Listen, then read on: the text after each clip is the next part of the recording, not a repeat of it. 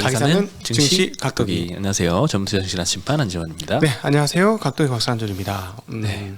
어떻게 이렇게 하루 만에 싹 뒤집어질 수가 있죠, 분위기가? 그래서 뭐 좀 뿌듯합니다. 우리 관시유가 계속해서 얘기했던 대로 움직이는 것 같고, 그렇게 얘기했었죠. 그 부동산 완화가 부동산 관련 시의 이후에 이루어졌다라고 얘기했는데 지금도 그렇게 되는 것 같습니다. 지금 구체적인 내용들이 지금 정확하게 체크가 안 되는데, 뭐 이거는 제로 코로나 방역의 완화가 이루어지는 거 아니냐. 지금 홍콩 항생 같은 경우 5%나 폭등을 했거든요. 네. 네. 그리고 중국 시장 모두 그렇게 공이 올라갔기 때문에 그런 측면으로 봐야 되는 게 맞을 것 같습니다. 네. 근데 아직까지는 이제 시장의 반응만 있고 네. 공식 발표는 이따가 중국 시간으로 오후 3시니까 한국 시간으로 오후 4시.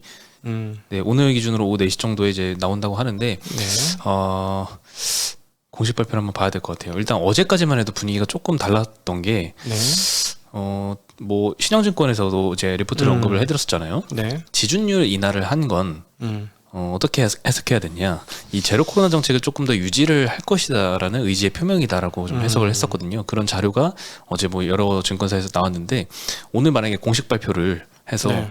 이제 제로 코로나 완화한다라고 해버리면은 완전 거꾸로 가는 거네요. 그러니까는 저희가 이제 서당계 3년 풍어를 읊는다고 중국 시장을 저희는 매일같이 봤잖아요. 네. 그분들은 이제 데이터를 가지고 그동안 했던 행동을 가지고 하는 거고, 우리는 근데 매일같이 봤잖아요, 중국을.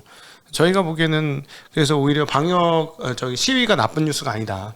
투자자 입장에서는 계속 그 얘기를 드렸는데 아마 저희들 예상이 맞아 들어가는 게 아닌가 싶습니다. 네. 네. 좀 진짜 공식적으로도 좀 완화를 해줬으면 좋겠네요. 오늘 뭐 루머는 조금 돌긴 했거든요. 완화를 할 거다라는 루머는 나왔는데 일단 오늘 중국 코로나 확진자가 4만에서 3만 8천 명대로 6일 만에 좀 감소했다는 보도 때문에 오전에 조금 시장이 좀 상승을 하는 듯 하다가 그 다음에 이제 오후 중국 시간으로 3시쯤에 방역 관련 발표가 있다 하는 공지에 추가로 좀 급반등을 하기 시작했습니다. 네. 그리고 시장에서 여러 가지 루머가 돌았는데 제로 코로나 정책은 경기 하강 압력과 민심 이반으로 완화가 불가피하다. 최대 사망자가 제로 코로나 정책을 풀어버리면 좀 늘어날 수 있겠죠. 최대 600만 명에 달할 수도 있지만 치사율이 뭐 0.025% 정도로 굉장히 낮다는 것을 강조하는 내용이 아마 발표될 것이다. 이런 좀 루머가 돌면서 시장이 좀 많이 반등을 했고 중국, 홍콩 시장은 더 크게 좀 반등을 했던 것 같습니다. 어제 미국 시장에서도 이미 그 ADR 주식들 일부는 그 시장 험악한데도 오르더라고요. 그래서 이거는 뭐 그런 흐름들이 나올 가능성이 있어 보인다. 그리고 역배팅이 될 수도 있어요, 그죠? 예, 그 해제할 거라는데 그 확진자가 늘었음에도 불구하고. 근데 제가 보기에는 그게 당장에 발표가 안 되더라도 결국은 그 방향으로 가는 게, 왜냐하면은 디플레 와요, 디플레. 디플레를 그대로 앉아서 당할 수는 없을 것 같다라는 게 저희들의 전망입니다. 네, 완화를 뭐 시작한다라고 하더라도 그 완화하는 속도도 중요할 텐데 일단 어제만 해도 뭐 골드만삭스에서는 내년 4월 달쯤 되어야지 이제 완화가 될 것이다라고 전망을 했잖아요. 굉장히 빨리 되더라도 좀 천천히 될 거라는 것도 있는데 좀 초반에는 좀 시장은 좀 뜨거울 수는 있겠죠. 그건 있습니다. 실제로 완화하는 데까지는 시간이 꽤 걸릴 가능성 뭐 여전히 있다고 봐야 되고요. 시장 먼저 선반영한 걸 수 있어요. 근데 너무 빨리 선반영하면 다시 뱉었다가 반영했다 이런 반복은 충분히 가능할 것 같습니다. 네, 오늘 시장에서는 완전히 이제 중국 소비주들 위주로 좀 많이 올랐었습니다. 네. 시장은 코스피 1%, 코스닥 1.3% 올랐고요. 네, 오른 종목 수는 진짜 어마무시하게 많아. 네, 오늘 뭐 대부분 업종이 다 올랐습니다. 어제 빠져서 좌절스럽고 슬펐는데 오늘은 기분 좋아졌어요? 어제는 사실 모든 업종이 다 하락했거든요. 막 짜증났는데 오늘은 기분이 좋아졌어. 그냥 술 먹고 싶어. 네. 네. 예. 네, 이따가 뭐 술 한잔 하시나요? 모르겠습니다. 네. 뭐 읽어야 될 책이 있어가지고. 알겠습니다. 네. 네, 오늘 업종도 섬유유복 업종이 제일 많이 올랐습니다. 어저께 제일 많이 떨어졌던 게 제일 많이 떨어졌던 건 아니고 어제 FNF 때문에 섬유유복 업종이 좀 많이 떨어졌잖아요. 네. 오늘은 FNF가 살렸습니다. 4.5% 정도 FNF가 올랐고요. 운수창고 업종에서는 오늘 아시아나 관련된 기업 결합 승인 이슈가 오랜만에 좀 영국에서 나왔었습니다. 신기하더라고 이게. 그때 H&M 그 조선업도 그러더니 우리나라가 하겠다고 하는 게 아니네요. 이 동네는. 네, 여러 국가의 승인을 다 받아야 됩니다. 한 군데라도 승인을 안 해주면은 요 M&A까지 좀 깨질 수가 있습니다. 망하면 어떻게 돼? 네? 망하면 책임져 주나? 망하면요? 그것도 아닌데 그 노선을 이렇게 자기네가 갖고 그 열어줬다 그러는 건가? 신기하더라고요. 그러게요. 예. 네, 그래서 운수창고 업종에서 이제 항공주들이 좀 많이 올랐습니다. 아시아나가 11%대, 장중에는 사실 더 많이 올랐었거든요. 이 그렇죠? 소식이 나온 직후에는. 그리고 진에어, 제주항공, 에어부산 3%대 반등을 했고요. 대한항공, 티웨이항공도 2%대 반등을 했습니다. 의료정밀 섹터에서도 덴티움이 중국 매출이 좀 있잖아요. 네. 여기가 6.6%좀 반등을 했고요. 금융업종에서는 오늘 은행주들이 굉장히 많이 올랐습니다. 은행주도 전형적으로 이제 정부에서 좀 규제를 좀 많이 받으면서 배당을 많이 주고 싶어도 못 주고, 뭐 대출금리 올리고 싶어도 못 올리고, 네. 수신금리 올리고 싶어도 못 올리고 이런 규제들이 좀 많았는데 이제 금감원장이 언급을 했습니다. 이제 금융업종에 대해서 규제를 조금 완화하겠다 그런 발표가 나오면서 제주은행이 오늘 22%나 크게 상승을 했고요. 네. KB금융, 하나금융, 우리금융 4%대. 금융지주가 이렇게 4%대 오르는 거는 정말 오랜만인 것 같아요. 급등. 네. 1년 이자 주권은 뭐 오늘 하루 주셨네요. 네. 1년 그 배당. 네. 네, 신한지주 3% 정도, 그리고 보험주들도 뭐 3%대 오른 정도 있었습니다. 네. 철강업종과 통신 섹터가 오늘은 좀 제일 많이 못 오른 업종에 속했고요. 뭐 오늘 뭐 중국 소비주 중에는 아모레퍼시픽하고 LG생활건강도 4%대, 6%대 좀 상승을 했네요. 네. 그리고 또 중국 관광객이 유입이 만약에 된다면 제일 좀 좋아할 업종이 카지노잖아요. 카지노도 그렇고 항공도 굉장히 좋아하죠. 안 그래도 항공사를 다녔던 직원한테 물어보니까 자, 일본이 열렸으면 이제 항공사가 좋아질지 않겠어? 라고 했는데 중국 시장이 열리는 걸 아마 바랄 거랍니다. 인아웃이 동시에 많기 때문에 예, 그리고 돈을 많이 쓴답니다. 그렇죠. 중국 사람들이. 예. 그건 우리가 많이 느꼈죠, 실제로. 사드 이전까지만 해도. 네. 그 어마무시한 이 중국 사람들의 명동에서 이 쇼핑하는 그 습관들을 잘 봤었죠. 네. 재현이 될까요, 그게? 오기만 한다면. 한국 지금 일본의 여행지 그 순위 선호 1위가 서울이라면서요. 그러니까 중국인들은 뭐 아니겠어? 일본인들만 그러겠어? 그러면은 와서 일단 오면 돈을 쓰게 돼 있죠. 우리도 생활비 많이 들잖아, 서울이. 옛날에 그랬어요. 우리가 일본에 가면 돈 다 쓰고 온다고. 안 쓰고 싶어도 돈을 쓰게 된다고. 근데 한국이 딱 그 모양 아닌가 싶습니다, 지금. 그렇죠. 근데 거기다가 중국은 또 인구도 많아서 그렇게 쓰는 사람도 많죠. 네. 네, 그래서 파라다이스, GKL도 4%대 급반등을 했고요. 롯데관광개발 오늘 12%, 모두투어, 하나투어도 4%씩 상승을 했습니다. 네. 네, 그리고 대한항공, 아시아나 합병 관련된 이슈인데요. 영국에서 승인이 확정이 된 건 아닙니다. 다만 이제 대한항공이 시정 조치안을 영국에다가 제출을 했었는데 사실상 뭐 승인 결정을 내린 걸로 판단을 하고 있는 것 같아요. 이 시정 조치안을 영국이 일단 수용은 했습니다. 네. 네, 사실 영국은 이제 필수 신고국은 아니거든요. 근데 필수 신고국 중에 승인을 받아야 될 국가들이 아직도 좀 많이 남아 있습니다. 네. 우리나라가 지금 대한항공이 지금 14개 국가에다가 이 기업 결합 승인을 신청을 했는데요. 9개국엔 절차가 끝났습니다. 그리고 영국이 아직 정식 승인은 안 됐는데 뭐 됐다고 치면은 4개 정도가 더 남았죠. 네. 네, 근데 나머지 4개가 좀 승인을 빨리 해줘야 되는데 EU, 미국, 일본, 중국입니다. 아, 전부네, 뭐 전부. 네, 거의 전부네. 가장 중요한 곳 네. 많이 남아 있습니다. 네. 네, 근데 이제 오늘 벌써 이렇게 막 11%, 막 두 자릿수도 막 중간에 20%도 오르더라고요. 그렇죠? 아시아나가. 네. 이렇게 오를 거라고는 생각을 못했어요, 사실. 왜냐면 이게 영국만 승인했다고 달라지는 건 없습니다. 필수 신고국도 아니고 아직 4군데나 더 중요한 국가들이 남아 있기 때문에, 그리고 올해 안에 될지도 불확실합니다. 근데 올해 안에 만약에 안 되면 문제가 좀 생길 수가 있어요. 이때까지 좀 많이 말씀을 드렸었지만 3분기 분기 보고서 기준으로는 자본이 조금 잠식이 됐습니다. 네. 이제 4분기까지 자본 잠식이 추가돼서 50% 이상 자본 잠식이 되면 관리 종목이 들어가고, 그리고 3분기에 한창 이 외환 관련해서 손실이 커졌을 때 좀 이슈가 많이 부각이 됐었는데 네. 전액 자본 잠식까지도 가능하다라고 이야기가 나왔는데 아직까지 그 정도는 아닌 것 같아요. 4분기 컨센서스는 지금 흑자 전환으로 좀 아시아나가 돌아섰습니다. 네. 그래서 뭐 예상대로 흑자 전환이 잘 되면은 조금 시간을 벌어주는 건데, 만약에 자본 잠식이 4분기까지 이어지면 그것도 50% 이상이라면 관리 종목 편입이 되거든요. 네. 그래서 그 전까지 유상증자가 좀 필수적입니다. 근데 이미 2020년도 말에 대한항공한테 1.5조 원을 받기로 유상증자 공시를 했었는데, 그 유상증자를 이행하는데 전제 조건이 이 바로 결합 이 심사 승인 완료입니다. 요게 연말 안 되면 이제 뭐 거리길 게 없습니다. 이제 결합되고 이제 재무구조도 좀 살아날 텐데 그게 지연이 되면 조금 문제가 생길 수도 있을 것 같습니다. 예. 네. 뭐 여하튼 뭐 어제하고는 전혀 다른 상황이고 뭐 중시각도 TV에서 계속 이 문제에 대해서 언급을 해서 참 다행이란 점 유튜브 잘했다 하는 생각이 오늘 조금 드네요. 네. 그리고 항공업황에 대해서 한번 점검을 해보면요. 아직까지 이 코로나 때 타격을 가장 많이 받았던 업종도 항공업종인데 그쵸? 아직 회복을 많이 못한 것도 이 항공업종인 것 같습니다. 여객수가 어느 정도 회복이 됐냐? 유진증권에서 오늘 정리를 해줬는데요. 2022년 10월 기준으로 인천공항 국제 여객수가 1,172만 명입니다. 19년도 대비해서 20% 수준만 회복이 됐습니다. 1,170만 명인데? 네. 19년 대비해서 20%가 상승한 게 아니라 그때가 100이라면 지금은 20 정도까지만 회복이 된 겁니다. 그때 5천만 명도 한 달에 더 왔다 갔다 했다는 거예요? 뭐 그런가 보죠. 엄청나네. 네. 네.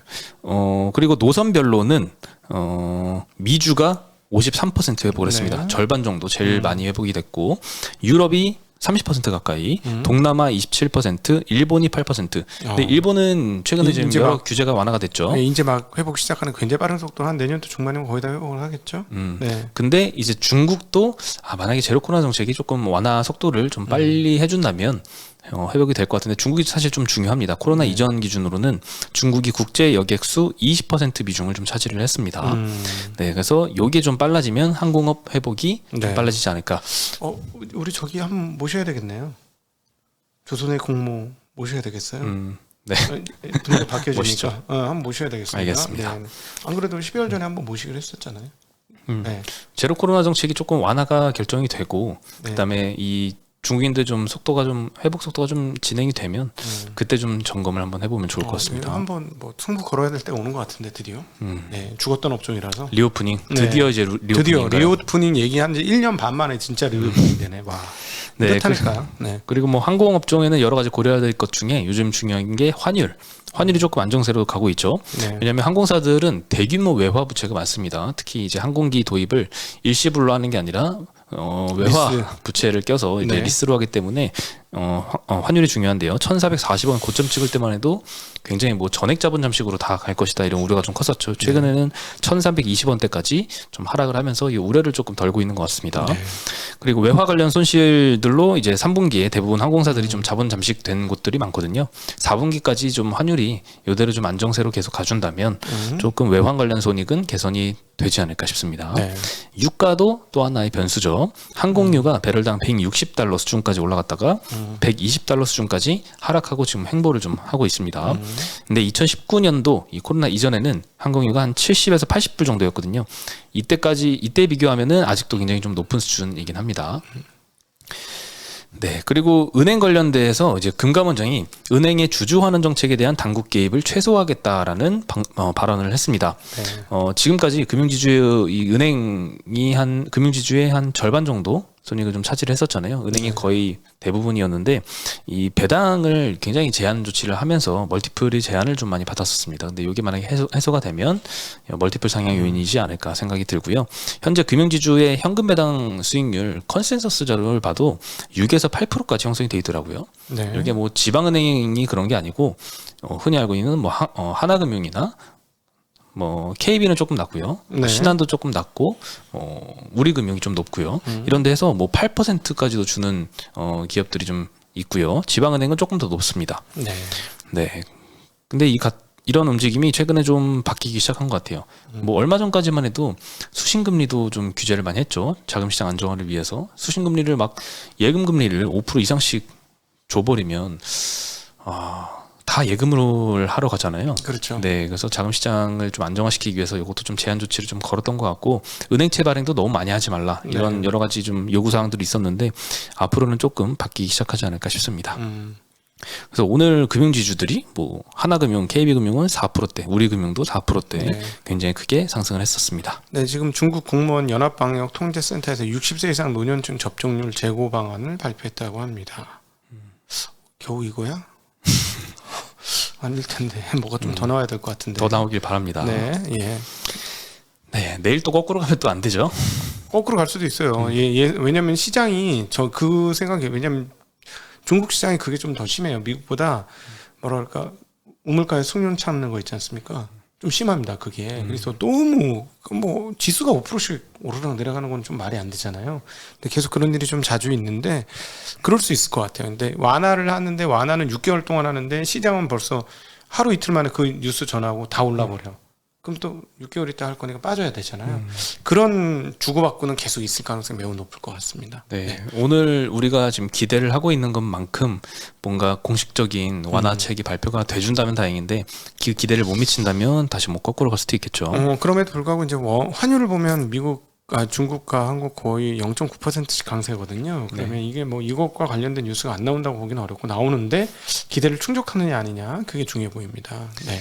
네. 그리고 오늘 위메이드가 뭐 4%대 정도 반등을 했습니다. 그 위믹스가 지금 상패 위기에 좀 처해 있잖아요. 12월 8일 기준으로 이제 거래가 종료된다라고 게시가 되어 있는데 다른 코인마켓 거래소에 좀 상장을 검토한다는 소식도 나왔습니다. 네.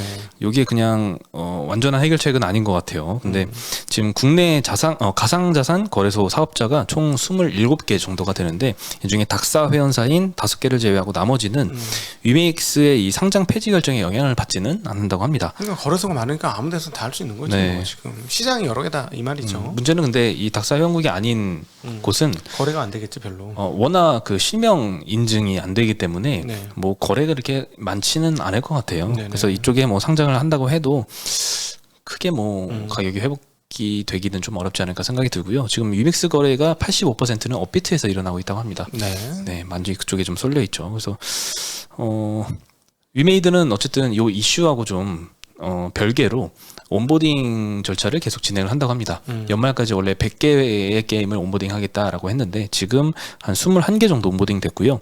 100개 달성 목표는 내년도 1분기로 좀 연장을 하기로 했습니다. 네. 네, 1분기도 얼마 안 남았거든요.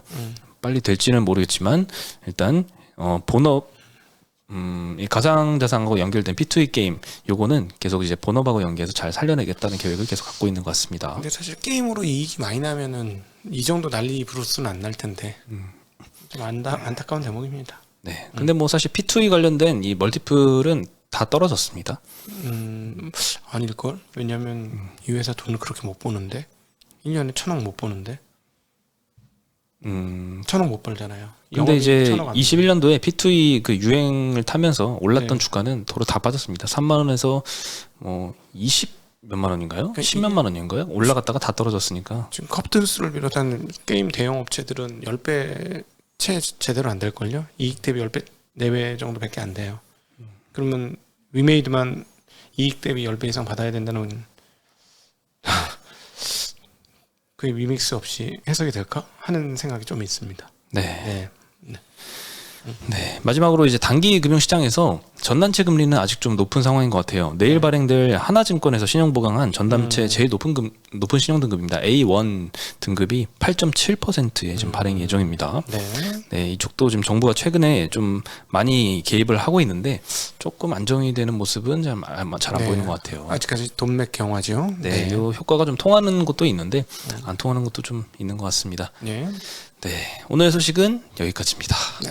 네, 내일도 어떻게 될지는 조금 불확실하지만 네. 네. 그래도 내일 다시 뭐 인사드리겠습니다. 장기적으로는 풀릴 것 같긴 합니다. 장기적으로. 네. 네, 예. 그러면 저희는 내일 뵙겠습니다. 네, 안녕.